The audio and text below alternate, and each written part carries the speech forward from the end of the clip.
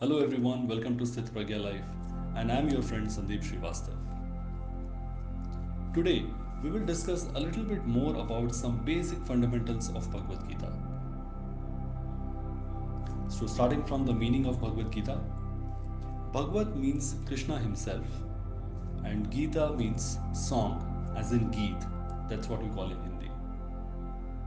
Now, if I had to relate this with our day to day life, you know very well that there are multiple situations in our life when we listen to songs. Among all those situations, there are two most important situations, which are one, when we are happy, and two, when we are depressed.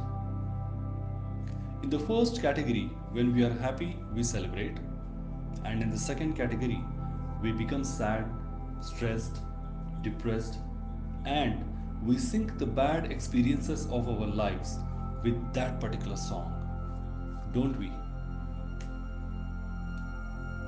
So, when the songs that are created by us, human beings, can help us come out of despair and make us happy, imagine a song sung by Lord Krishna himself and what difference it can make in your life.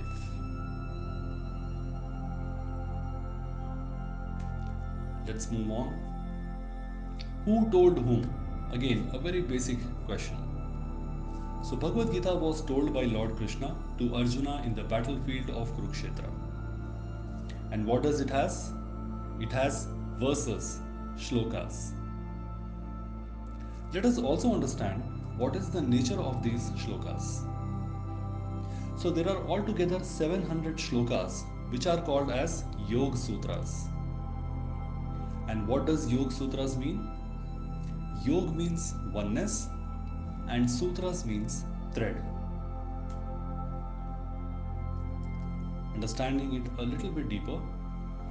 So Bhagavad Gita is a combination of beautiful 700 verses which will help us to pause, think, and respond towards all our mental challenges.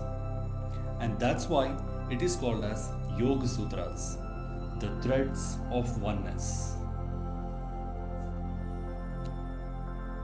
So, this brings to an end of this session, guys.